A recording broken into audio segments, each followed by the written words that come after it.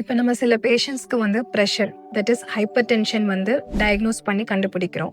அதுக்கு நம்ம வந்து treatment, that is medicine start பண்றோம். பட் பேஷண்ட்ஸ் யூசுவலி கேட்கறது என்னன்னா, டாக்டர் இந்த மெடிசின்ஸ் வந்து நம்ம வந்து லைஃப் லாங் சாப்பிடணுமா? இப்படி மெடிசின் சாப்பிட்டு பழகிட்டோம்னா அதை கண்டினியூ பண்ணணுமே அப்படின்னு கேட்குறாங்க. ஸோ அதுக்கு உங்களோட ஒப்பீனியன் என்ன? According to European heart association guideline 2024 படி நார்மல் பிளட் ப்ரெஷர் இப்போ 120/70 வச்சுருக்கிறாங்க. இப்போ நம்ம எப்போ பிளட் ப்ரெஷருக்கு மெடிகேஷன் ஸ்டார்ட் பண்ணோம்னா 140/90 மேலே இருந்தால் தான் யூஸ்வலாக மெடிகேஷன் ஸ்டார்ட் பண்ணுவோம். 140/90 மேலே இருந்தாலும் உடனே பிளட் ப்ரெஷருக்கு மெடிகேஷன் ஸ்டார்ட் பண்ண மாட்டோம். யூஸ்வலாக ஒரு 3 months பேஷண்ட்ஸ்க்கு வந்து நம்ம அட்வைஸ் பண்ணி, for example diet, exercise, smoke பண்ணுறவங்களா இருந்தால் ஸ்மோக்கிங் குவிட் பண்ணிவிட்டு, ஆல்கஹால் யூஸ் பண்ணுறவங்களா இருந்தால் ஆல்கஹால் ஸ்டாப் பண்ணிட்டு ஒரு 3 to 6 months நம்ம வெயிட் பண்ணுவோம். பிளட் ப்ரெஷர் குறையுதான்னு பார்ப்போம். அப்படியும் 140/90 மேலே இருந்தால் கண்டிப்பாக மெடிகேஷன் ஸ்டார்ட் பண்ணுவோம்.